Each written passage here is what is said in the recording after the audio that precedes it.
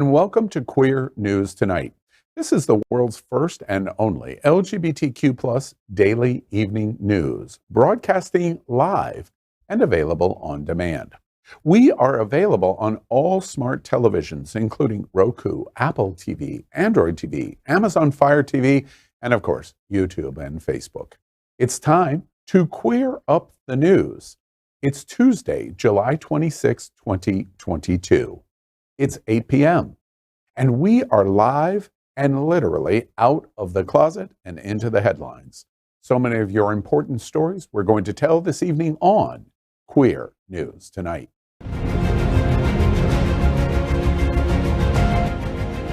This is the world's first live daily LGBTQ evening news show, literally out of the closet and into the headlines on Queer News Tonight with Al Ferguson. Well, I'm your anchor at Queer News Tonight, Al Ferguson. This evening, we bring you the news of and a perspective representing the LGBTQ plus community from South Florida, America, and across our planet. This is the world's first and only unedited live LGBTQ plus evening news show. Whatever happens, you will see and hear it. Happening Out Television Network is a 501c3 nonprofit media platform in the television and radio model of PBS and NPR, but for our LGBTQ plus community. We are part of one of the largest LGBTQ plus media companies in America, Hotspots Magazine and Happening Out Television Network. Our magazine is celebrating 35 years of the LGBTQ plus experience, and our television news, talk, and entertainment shows support our mission to educate the LGBTQ plus and broader community. Well, let's begin by welcoming anchor Jeff Oliverio.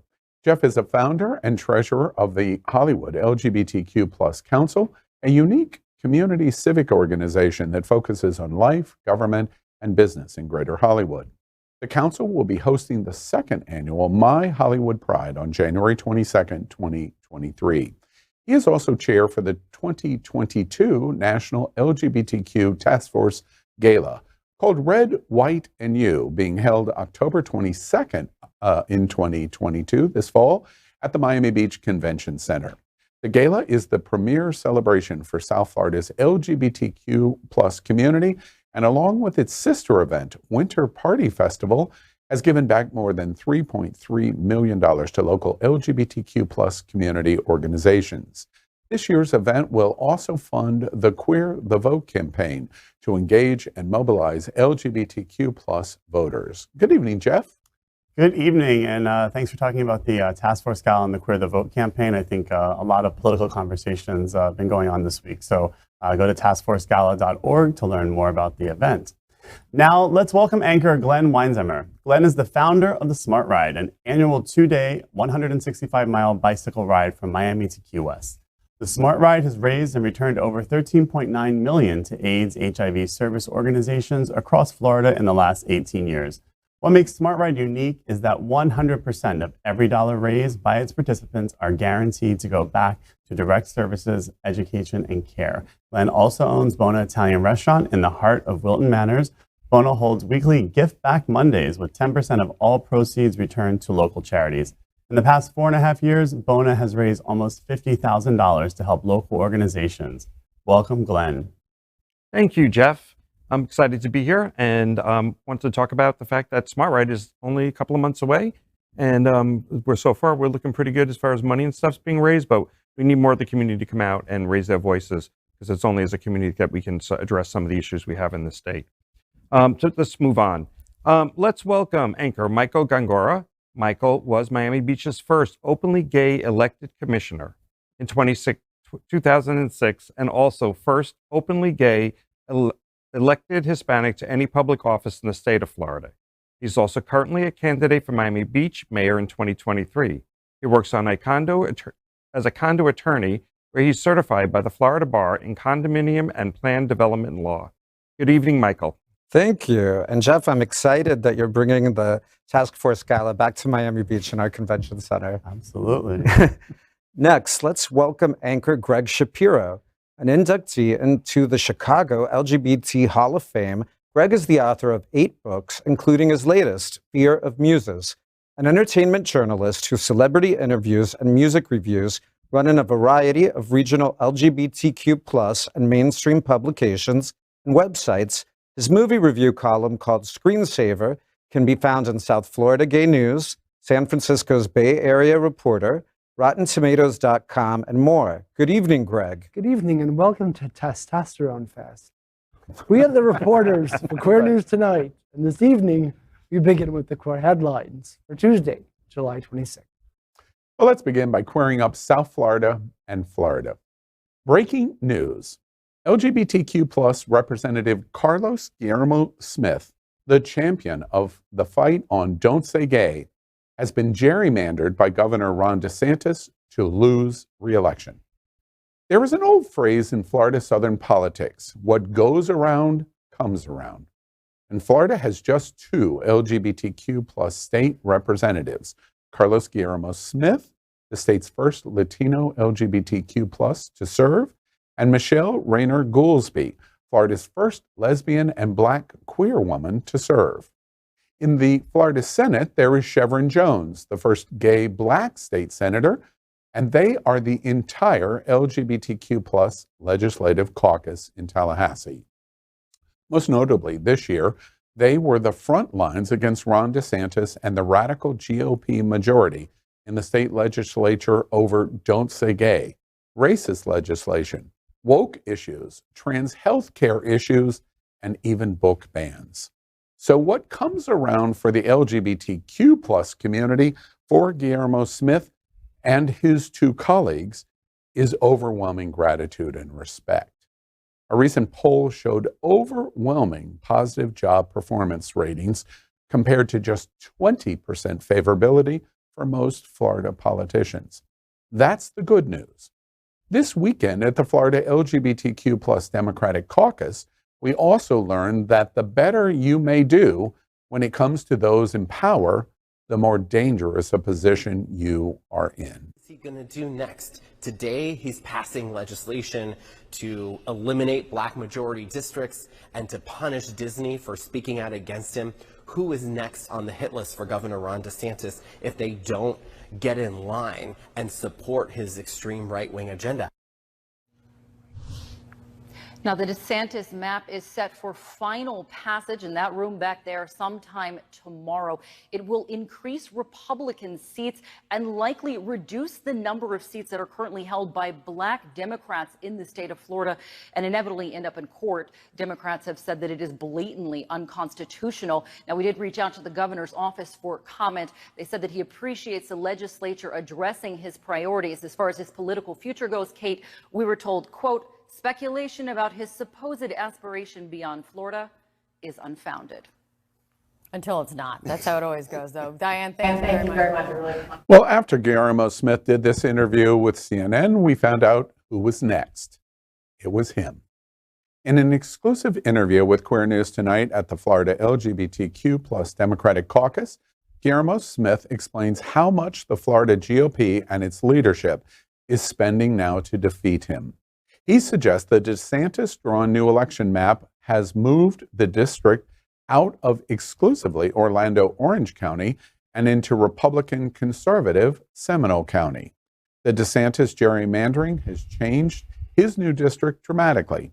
In 2020, Guillermo Smith won the seat by a jaw-dropping 24 points. Experts now suggest that the new district changes made Guillermo Smith's district a statistical toss-up and one of the potential major upsets of the midterm elections. The 3-time LGBTQ+ state representative is now in the fight of his life, and Guillermo Smith suggests, quote, we are at best a 51% to 49% result, end quote, with a first-time Republican candidate, Susan Palazencia, I'm mispronounced, sorry. As example, she received the endorsement of major Don't Say Gay bill supporter and Florida House Speaker designate Paul Renner.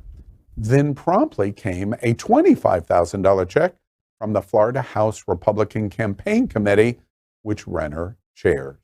Before we end here at the Florida LGBTQ Democratic Caucus, I want to talk about you personally. So I would imagine very much of the LGBTQ community would say, as I make the joke about the gang of three, we're all very envious of the relationship between the three of you in the Florida legislature. Your voice through the legislative session for the LGBTQ community and against Don't Say Gay means that you are arguably one of the most powerful voices in America against this, because Don't Say Gay is being exported now everywhere. The tangible consequence of that is you've probably appeared on some hit lists of places that don't like Carlos Guillermo Smith, and we want to get rid of him. Tell us about what might be going on in your race. I'm glad you asked about that, Al, because as one of the 3 openly LGBT members of the Florida legislature who's been a leading voice against Don't Say Gay, that has also made me a political target. Ron DeSantis and the GOP machine in Florida would like nothing more than to unseat me and to send a message, not only that they're going to go after the LGBTQ community itself, but they're going to throw all of their resources to try to get rid of one of the leading LGBTQ voices that is speaking out against their agenda. I'm feeling that very much right now. I was gerrymandered into a brand new district in Central Florida that combines both Orange and Seminole County that is now considered a toss-up in this November re-election that I'm running for. Are at risk of losing your seat. I'm in a toss-up race where I very strongly believe that the outcome of this race will be 51% versus 49%, with me winning every single bit of that 51%. Wow. So they're going to be spending hundreds of thousands of dollars against me with false attacks, with negative attacks, from calling me a groomer to calling me a socialist to lying about my record over and over, as they have repeatedly done over the years, in an attempt to unseat me. And I can tell you right now, I'm not going anywhere. We are fighting very hard, and we will defend this seat, and we will come back even stronger in November. I hear the resolute of your voice. I'm just curious, when you have voiced for LGBTQ community and youth and students and so many of the equality issues that you've done, and then this is the result of what you're going to face in November. Beyond LGBT, is it personally disappointing to you? Do you just go, oh, I don't know how I can do this? Well, tomorrow on Queer News Tonight, the state representative is going to answer that critical question. But clearly, the defeat of Carlos Guillermo Smith is presidential candidate Ron DeSantis's ultimate "Don't Say Gay" or else. It's terrible what they're doing. The gerrymandering has happened in all districts. We're seeing it in Miami Beach. We've inherited, fortunately, one of the few gay out senators, Chevron Jones, but the way they've drawn him into us splits our little city in half and puts us with Miami Gardens way out in the west. So it's clear they wanted to tie in the liberal Miami Beach Democrats with the black Democrats in Miami Gardens to clump us all together. So we're seeing this horrible thing happening everywhere. I also, we don't see, I think, our community coming out enough about how important this election is and supporting candidates. I think that's the number one issue. Mm-hmm. I agree. We don't, we look out there and see the fundraising and the events and just the awareness of what's happening. And I feel like our community is sleeping. And I think it's really crucial, the stories you're telling and the coverage we had for Queer News of the entire caucus. I think it was great coverage, but I also think people need to pay attention and we need to get the word out. And that's really the focus for the election. Voting matters. Well, I'm sorry. No, I was just going to say that DeSantis doesn't limit his bullying to schools. It just sort of spreads it all around. I mean, he really truly is. And that picture of him with his arms folded, very, very Trumpy. Let's get out the vote for our rep in Orlando. And Seminole County. Unfortunately, it's not just Orlando and Orange County. To the point that you just made, Greg, last night we led Queer News Tonight on Will Larkins. And I interviewed Will Larkins over the weekend. He is the very famous high school student, as a junior, leads Winter Park High School, and 500 students walk out of the school chanting, "We say gay." And it really sparked a moment with schools all over Florida. And he talks about how it was like throwing a match into a matchbox, he said, of the effect that that has. And now he expresses, going into his senior at Winter Park High School, that he is fearful about school starting on August 10th. And the reason he's fearful is not because of bullying in school from other students, because he says it's actually improved. Don't Say Gay has united many, many students. So he expresses not fear from the bullying from students, but he has fear for August 10th's start of the school year because of Ron DeSantis and the GOP and the effect that it will have on Orange County schools and his school. And the only thing, all you have to do to look at what's going on to prove that is you can't have a sticker that says safe space in Orange County schools on August 10th. You can't have anything that reflects LGBT or rainbow in Orange County schools or Winter Park High School on August 10th. And you can't even have a picture on your desk that shows your loving partner if it's same sex. And that's what Will Larkin says is the bullying that he's fearful of.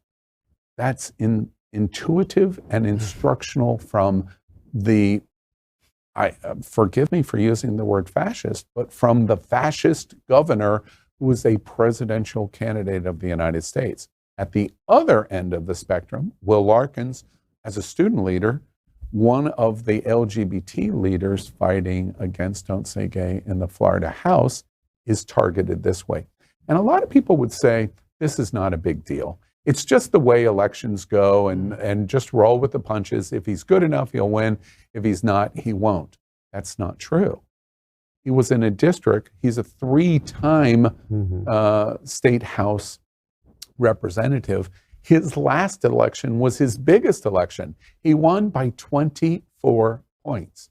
Somebody, Governor Ron DeSantis, went in and rewrote the map, very structured and strategic, to change 24-point win to a 50-50 chance.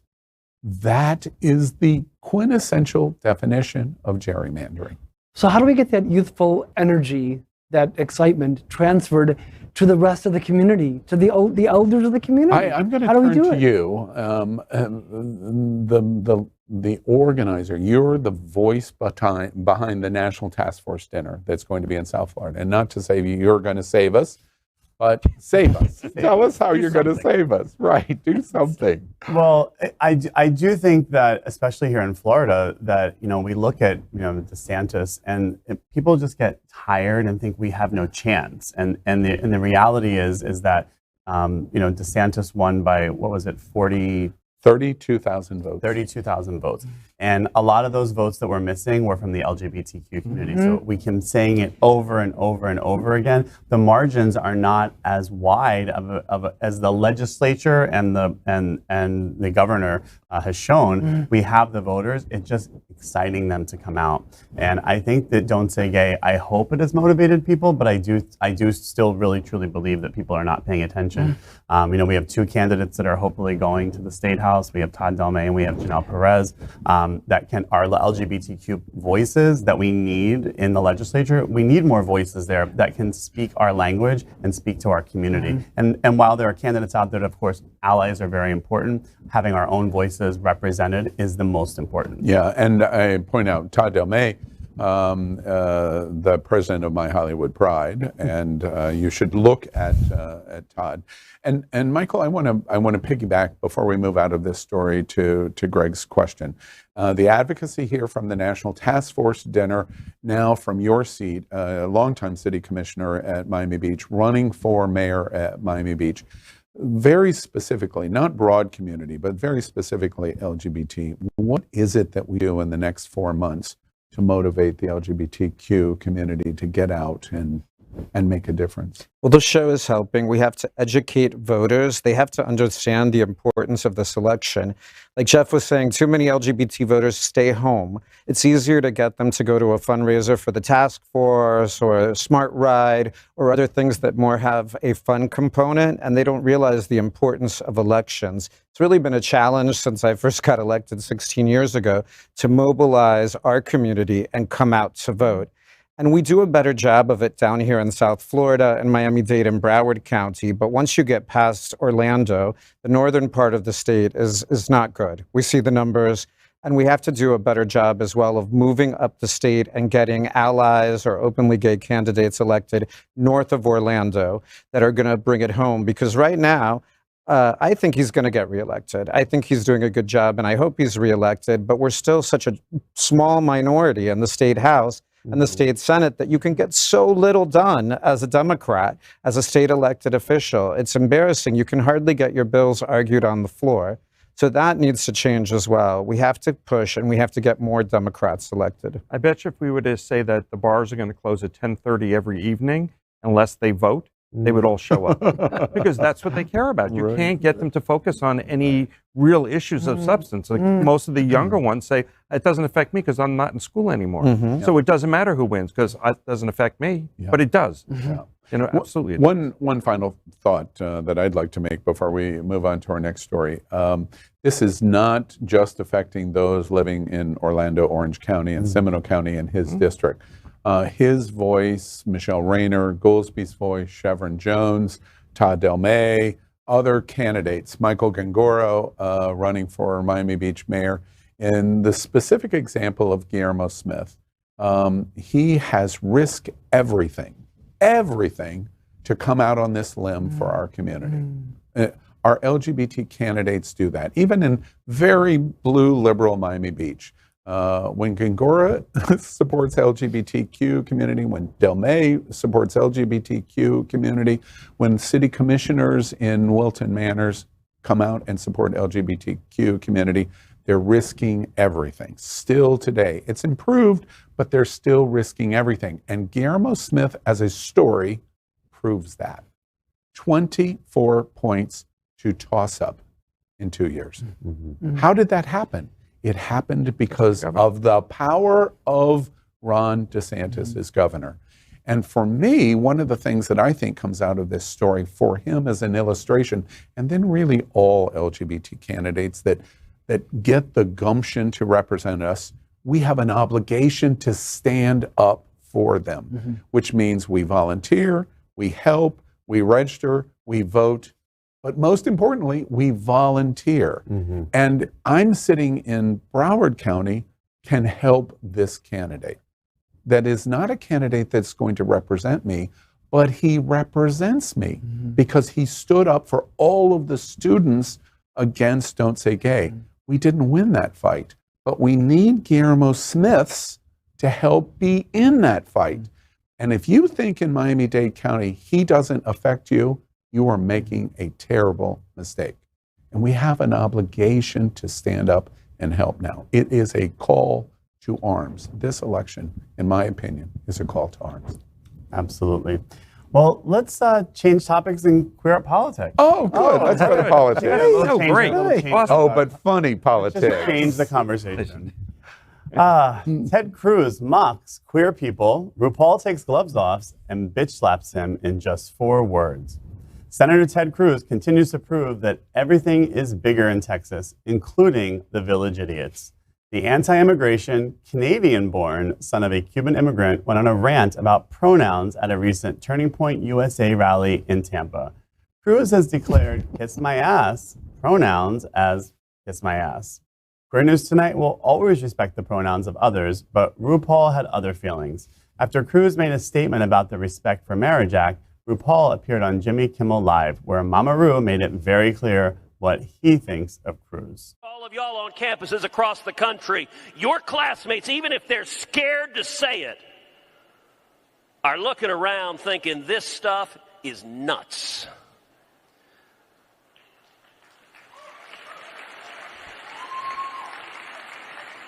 I talked to a student recently at one of our woke college campuses who said she's required in every class to introduce herself and to give her pronouns. Well, I'm Ted Cruz, and my pronoun is kiss my ass. Child Ted Cruz. Can I get an amen? Right? Amen. Right. I'm glad to see RuPaul getting more political lately. It is exciting to watch it because that's a big moment. That one sentence is really a big moment because RuPaul doesn't do that. Right. And RuPaul, I'm emboldened to. Last night, I called Marco Rubio and in anger a liar. And I'm emboldened by RuPaul because RuPaul finally says, "Oh, we got to take the gloves off." Yeah, go Mama Ru. I'm sorry, but as a Cuban American, I find Ted Cruz to be one of the most distasteful politicians. Like an embarrassment even to his own party. He's the way from he your kissed neighborhood, isn't he? He's from Texas, but Oh, he's from Canada. Marco Rubio. Yeah, no, Marco is Ted. No, Ted, I really do not care for. And even the way after Trump, what did he criticize his wife and all these other things, the way he comes kissing up to him, it's just... He's a sycophant. Yeah. And at least now we know, thanks to Ted Cruz, what someone with tertiary syphilis sounds like. Oh, dear. Dear. What do you think about RuPaul's comments? So, question. She's like, we were asking, how do you get people motivated to act and to go vote? A person like RuPaul can make that happen. Yeah. She can make it personal, and they will listen because they idolize her. Yeah. And RuPaul has introduced, was it last year, the Register to Vote campaign at the end of the show, every single show. And I think that's amazing because, again, you can't share the message enough. You can't tell young people enough, especially the viewers of RuPaul's Drag Race, to go out and vote and get motivated. And for Ted Cruz, I mean, he's failed the state of Texas, and he's and he keeps getting reelected. You know, Jeff, he has nothing else to talk about. Again, I want to take advantage of you, which I'm going to do over and over again. I'm going to take advantage over you about you in terms of being the direction of the National Task Force Dinner. Why, from your standpoint, your representation of doing the national dinner in Miami Beach is to motivate, raise money, get people excited about the political process and what's going on for LGBT. Why does it seem like they've got it so much easier than us? Why are they able to ring the bell and the base come to them so much easier than our base? Well, I don't think that Democrats sell fear, and that's what Republicans sell. And so, we sell positivity and embracing our differences, and Republicans sell, being fearful of your differences. So if you're not LGBTQ, if you're not Black, if you're not Latino, they're against you. So we're a community, I think, that embraces diversity. And so we're not trying to scare people, we're trying to uplift people. And I think it's, the negative message and fear mongering is what's so powerful. So if Jeff Oliverio got into a fire and brimstone, hell is a coming at the National Task Force Dinner, you would actually do better? Is that what I'm hearing you say? Well, I think that people should be scared. I mean, we're getting women should be scared. They had their reproductive rights taken away.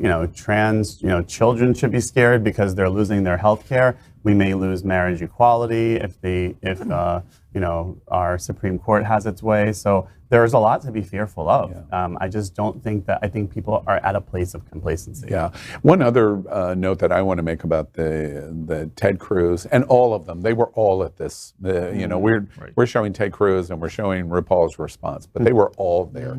The one thing that I think all of us should be processing, you process as the organizer voice of the Task Force National Dinner, as a city commissioner running for Miami Beach, you should digest the entire LGBTQ community here in Florida. They're welcome here. They went to Tampa because they're welcome. Your message is A-OK. It's crazy in Texas, it's crazy in Arkansas, and other places. But among the top of the crazy, especially because of the leadership at the top of what's going to happen in 24, come to Florida because we embrace it. We mentioned the previous story, the LGBTQ Victory Fund, and helping candidates. And, I've been on their website and followed candidates from all over the country because, again, we travel places where people are running. We may know friends that live in other communities. It's great to share those stories. And, if you can give $1, give $5, give something, support candidates that support us and speak about our community, whether they're in this state or in our county. I mean, we've even had the conversation, I think, here before where we have, a candidate like Atad Delme or Janelle Perez that are running and someone says, oh, well, they're not my district. And the same thing you just said about Carlos Guillermo Smith, it doesn't matter what district they're in. They're the only voice we have there in Tallahassee to fight for us. They're carrying the banner for all of us, right? All right. Ready to move on? Yes. Okay. Now we corrupt politics. I know. Record number 1,000 LGBTQ plus candidates running for office, including many from South Florida. According to the LGBTQ plus Victory Fund, there are at least 1,008 openly LGBTQ plus candidates running for public office this year, beating the previous record of 1,006 set in 2020. The candidates are also more diverse, with 100 more people of color running for office than in 2020. Here in Florida, we have many LGBTQ plus candidates for state level and national level politics, like Todd Delme, Chevron Jones, Adam Gentle, Janelle Perez, and Michelle Rainier.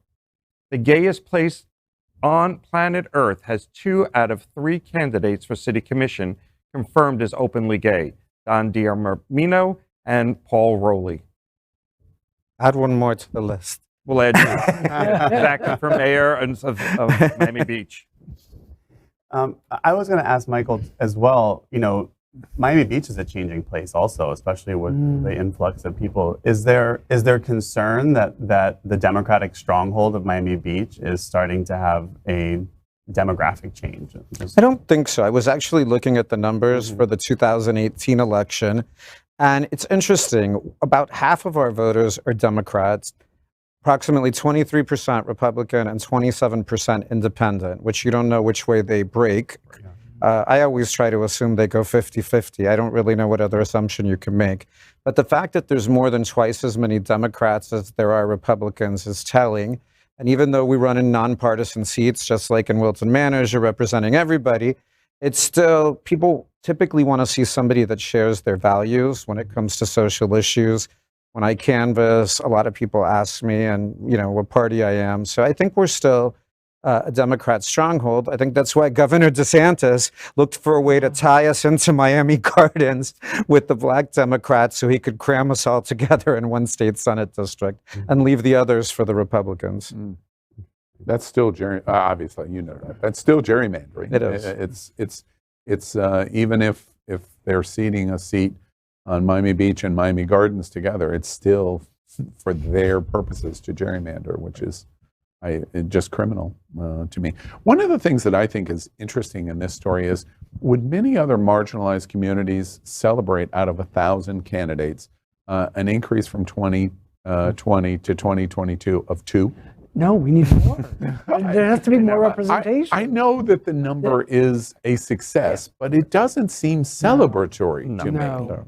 It's flat. No, it's It's not. a small number to tout, like a big accomplishment. Yeah, right. And I'm going to say the statistics wrong, but go to the Victory Institute's website. But I think they quantify how much LGBTQ representation is in all levels of government, down to dog catcher. And I think it's something less than around 2%. Yeah, I've read 1.8%. Right. Yeah. So, and it should be, if we use our facts and figures, in the 13% range. Much so higher, right. Look how underrepresented we already are starting out just to begin with. Yeah, So, so I hate to Debbie Downer this story, but this is not really, in my opinion, an incredibly celebratory story. Yeah. And combined, we get criticism all the time about Queer News Tonight going, oh, the news. We don't make this stuff up. It's the world we're living in, and that is the reason why it's a call to action, that we need to do more. And if anything, we can celebrate the fact that we held the line, that we didn't lose 100 or 200 candidates, that at least we held the line strong in a case where we're being attacked at such a large level. And when you look at what they're doing with the gerrymandering and everything, you have to fight twice as hard now for those 1,008 people to have a shot at the positions that maybe 4 years ago they would have had an easier time getting. You know, one other question I want to ask before we move on to a business story. Thank goodness. I want to do more politics. Is exactly that. Is our what we're living through now, we have multiples of different perspectives at the table. What we're living through now in terms of representation and politics of LGBT disappointing to us because for so long we made such progress.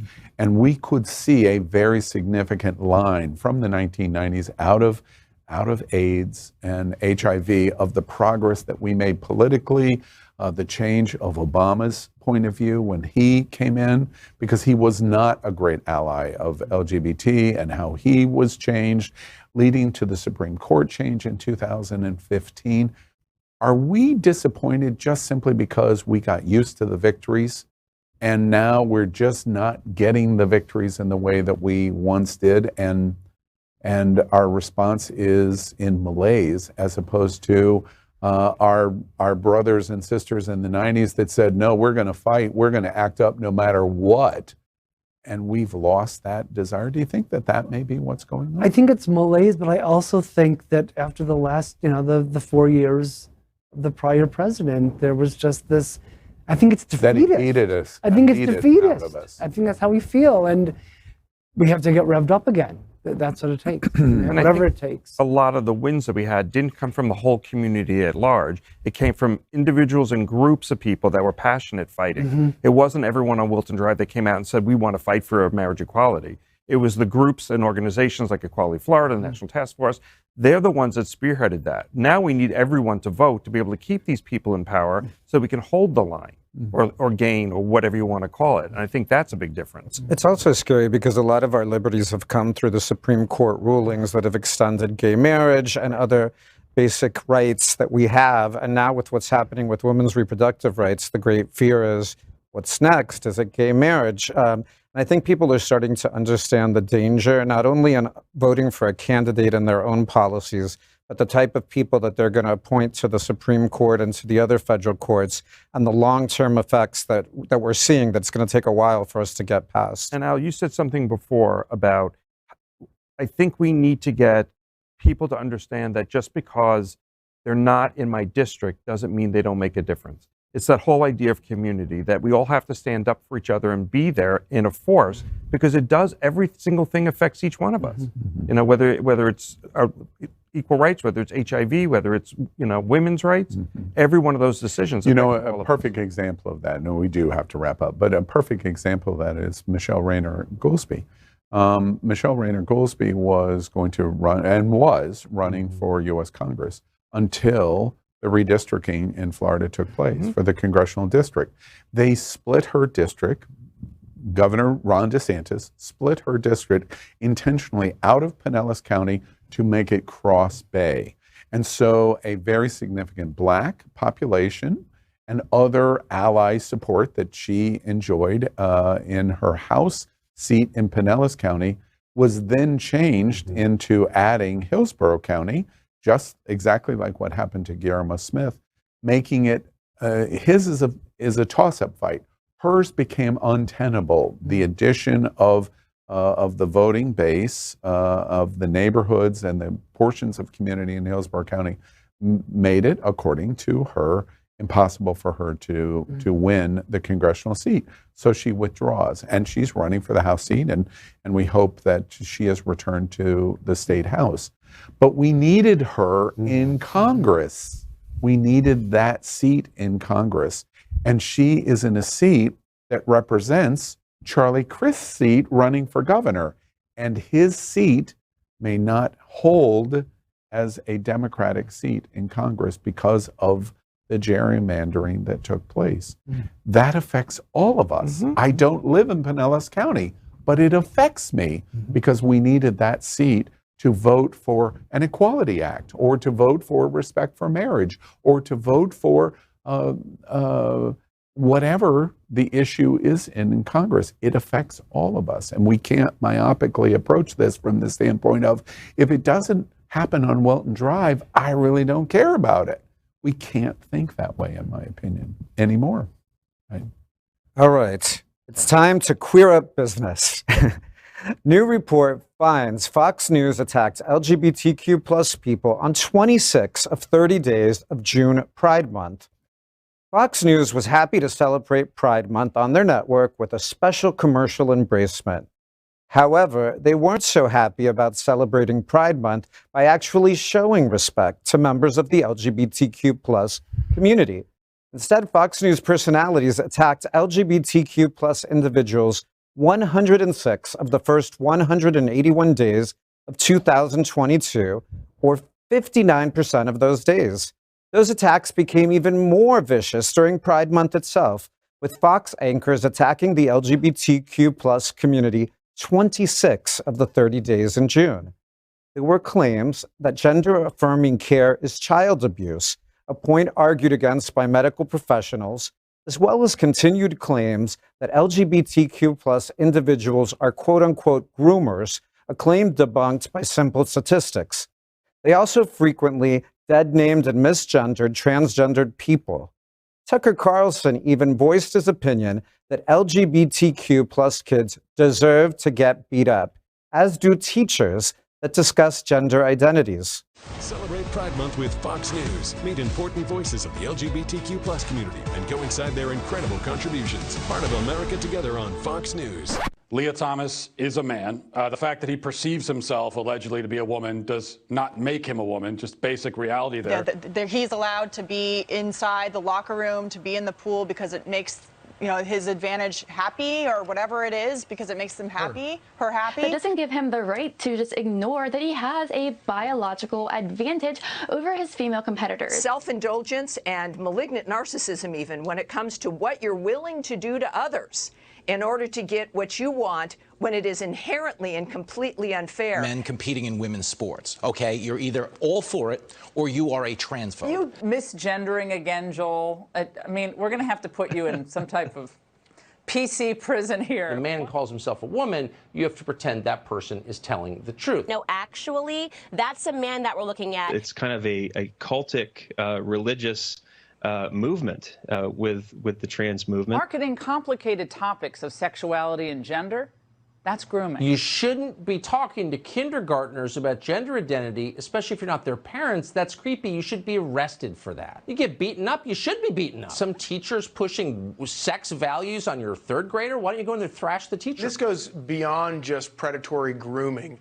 This goes to the point of really psychological torture. Celebrate Pride Month with Fox News.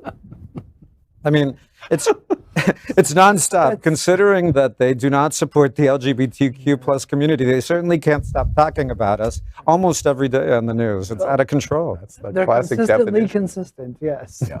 And I think the worst part about some of this is the statements they make that you're dressing as a woman. Like, they don't go into details that this wasn't an easy decision for a man to become a woman, that they're taking hormone therapy, that they're going through surgeries. They make it sound like they dressed up and played the role as a female swimmer so they could win. That's the way I see them identifying trans people. That would require empathy, and they have no empathy. Right, but their base is watches and believes what they say and doesn't do any research to understand a decision like that is a big deal. You know, just don't go into it. That's a really super interesting observation. That's why I'm because here. The base, yes, it is. The base of exactly who you say are preaching to are the base that went to the Capitol on January 6th. It's the exact same people. And we know that now, fortunately, because we have control.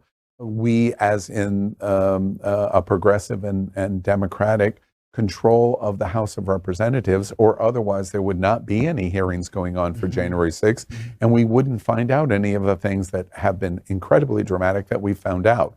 And one of the big things that we found out is that in live fashion, while that was going on, a network helped the President of the United States propel that moment, and the network was Fox News, and people, including Tucker and Sean and Laura, their power was so great that they're personally talking by text to the leadership, including Mark Meadows, of what is going on live. When in history have we seen a lock stock television network be able to have and wield that kind of power in the White House? Fox News is the first to be able to do it. to propel the January 6 riots for a oligarch dictator of the United States, which was Donald Trump. That is power that they've influenced in just June this year against the LGBTQ community. Please tell me I'm getting this wrong, because I really want to be wrong. Can't do that. As much as I'd like to tell you you're wrong at everything, I can't. I also think it goes back again to our own community when they started attacking trans sports and teaching about gender. I didn't hear enough of our gay male community coming out against this, and I think it was. And we've even heard in rumblings of online posts and people from our own community saying that they don't agree with some of these ideals about, and don't educate themselves about the trans community. So if we don't stand up for the trans community ourselves as our own community, we're now facing the attacks that come back to us losing marriage equality. So it's a slippery slope. Trans people were the Trojan horse for this campaign against the LGBTQ community. But guess what's following? They want to repeal marriage equality. Yeah. So trans was the scary, It got them in. Yes, they got them in and drew in all these voters. So one thing that I think is very funny when I watched the first time I saw that commercial, it was like when it finished, I paused and rewound to watch it again, because it was like, wait, this is kind of like an April Fool's joke, right? And it wasn't. And I don't know, there's several versions of this, but one of the versions, and I wasn't sure in terms of what we just showed if it was that version, but they showed Nadine Smith. And they were embracing Nadine Smith from Equality Florida. If there is somebody on this planet that Fox News, Laura, Sean, and Tucker are not going to embrace, it's Nadine Smith. And do you know what that means? This is totally gaslighting. Please go to the dictionary and open up the dictionary and look up gaslighting in terms of the exact opposite of misdirection that you're trying to accomplish. Them showing Nadine Smith in a June Pride Month embracement at Fox News running on Tucker Carlson is right next to Webster's Dictionary's definition of gaslighting is this campaign to show it to you. That's what this was. You know what else is really interesting is that there are people on the other side that don't disagree with us, that do have sympathy for what we do, but they don't have the courage to speak up. They don't get on Fox News and say their piece. They don't defend it. And that's also because their people would listen to them if there was some kind of reason. And those people are not coming out and we're not being asked to speak or being pushed back. But there definitely are people that support. And there's also people at Fox that have left. Shepard left. Right. And basically after he left said, oh my God, what I went through and what everyone being a gay man there would just... And beyond that, there's lots of people at Fox News that think this is just crazy batshit crazy stuff. But it's my job, that's what it is. Next, let's queer up drag culture. Here is who wins RuPaul's Allstars Season 7. RuPaul's Drag Race Allstars Season 7 is finally headed to the finale. That means the competition has been whittled down and a winner will be crowned. As the final 8 queens head into the finale, yes, you heard that correctly, no queens have been eliminated going into the last episode. In a twist to end a season full of twists, the top 4 queens were announced as Shea Coulee, Jinx Monsoon, Monet Exchange, and Trinity the Tuck. They will battle for the final crown. However, the other queens aren't out of the running just yet. There will be a secondary lip-sync smackdown between Jada Essence Hall, Raja, the Vivian, and Evie Oddly. The Queen of All Queens title from the competition of the top 4 will come with a crown and $200,000. For the other 4 who are competing for the She Done Already Had Hers Is, they will get a prize of $50,000. In a poll of over 60,000 fans of the show, 84.98% voted that Jinx Monsoon should win, but only 68.79% believe she will win. It seems the nation has preemptively called the competition for Jinx, at least until RuPaul throws in a final twist. I love this story. So if we get all these fans to like vote in elections, because I mean, they're voting for this, but what if they took part in elections? And let me just say, golly gee, so much intrigue. I hope the fans don't jinx. Oh, child. Did that sound sincere? Yeah. That sounded about as good as she already done had hers by Gregg Oh, that's how that was meant to be said. Thank you, finally, because I didn't understand the whatever version of that was. Exactly. Did you just say that the election is fraudulent and Donald Trump is No, but I mean, think of all those people who are expressing their opinions about RuPaul's Drag Race if they just got into an election booth and voted for the right candidate. Yeah. All right. Well, I think it's exciting the prize money for this All-Stars. All-time record. 200,000 is an all-time record. Congratulations to all That's what stuns me. I kind of like tuned out the last few seasons, but I thought it was 100,000. And I see 200,000, and the other group gets another 50. VH1 was have a bigger budget than Logo. 100,000. When it moved from 25 to 100. Wow. Wow. Yeah. The 200,000 is fabulous because they absolutely deserve it. It probably costs many of them money to participate in the show because it's a very expensive process. And of course, the rewards are really good too. But it's very exciting. Anybody watching All Stars? Honestly, I'm not. I've never really watched many of them, but I do like these little snippets because I love their costumes. Yeah. I'm a Shea Coulee fan, but I'm not caught up on All Stars. Yeah. And I guess I'm not with the majority of the voters, so I can't really speak on Jinx Monsoon, who also was a fabulous guy. I think I made it through like season 6. What season are we in currently? 14. Okay. I remember Jinx. Yeah. Jinx performed on many of my cruises. She is one of the most talented of all the RuPaul queens because of her singing talent. She is a really good singer and a good actress, and she was always fantastic. Her standalone shows are absolutely outstanding. I love the fact, and of course I'm watching every minute, and I love the fact that in All Stars, this is the most important show ever in the history of RuPaul, which comes as a surprise for many people. And the reason is because this is All-Stars 7. It's not like they've never done this before, okay? And even with all of the All-Stars that they've done, 14 seasons of RuPaul's Drag Race, 26 inclinations of RuPaul's Drag Race around the world, 6 new international inclinations of RuPaul's Drag Race coming, even with all that, what America's watching right now is the best show they've ever produced and is the most popular, most watched show they've ever produced. All of the shows, all of these years, you make the joke of you watching in season 6, which was a fabulous season. It was with Bianca Del Rio. It changed everything for RuPaul's Drag Race.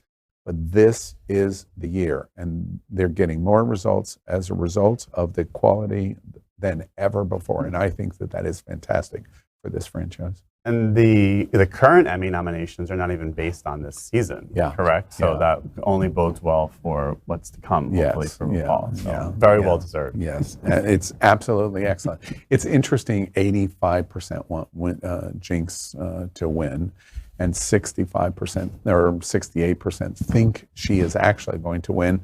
My bet to upset the apple cart is there's a twist coming that no one knows about. Except you? Well, there's always a twist. I'm staying with Jinx. Right, stay with Jinx. All right. Next, we are proud of our special partnership with Sunshine Cathedral, the world's largest queer church here in Fort Lauderdale. Supporting that partnership, we are broadcasting from our permanent set here at Sunshine Cathedral at the Happening Out television studios. We broadcast Sunshine Cathedral's Sunday International Service at 10:30 a.m., with more than 30,000 watching every week.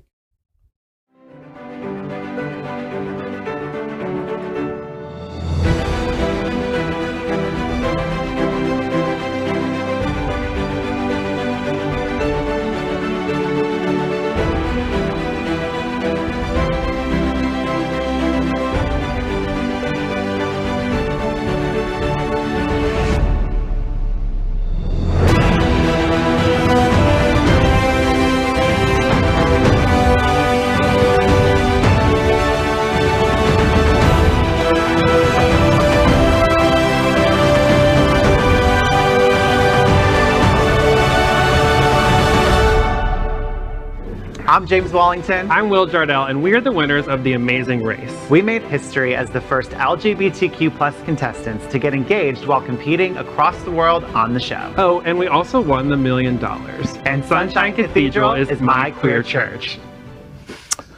I really, really liked them. That is today's news for the LGBTQ plus community on the world's first and only daily LGBTQ plus evening news show. If our community is important to you, share this news with your friends and family. Are you, like most of America, part of our very large television audience watching this live LGBTQ plus news broadcast right now on Roku, Apple TV, Android TV, and Amazon Fire TV? Tonight is the only Queer News Tonight is the only live LGBTQ plus digital television show in the world that is out of the closet and into the headlines. We need your support. For our communities to grow, we must tell our stories and bring them to the attention of the broader world.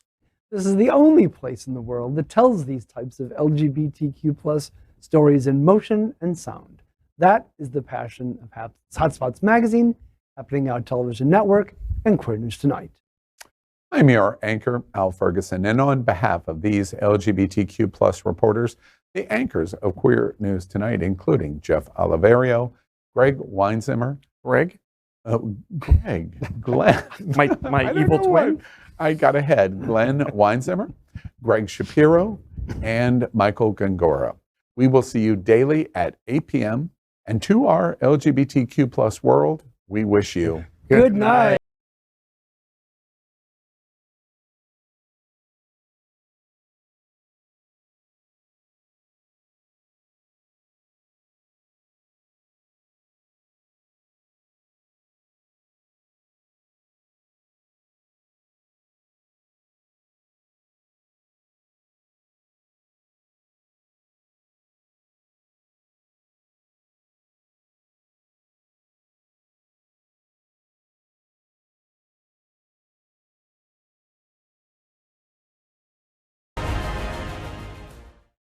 LGBTQ plus news is vital for our community and for the broader world as a whole. We have enough enemies at Fox News. Tucker, Sean, and Laura are loud. We need passionate allies. Happening Out Television Network, Queer News Tonight, and It's Happening Out are literally out of the closet and into the headlines. Our community needs your support. Like this broadcast and subscribe now to ensure the growth of the entire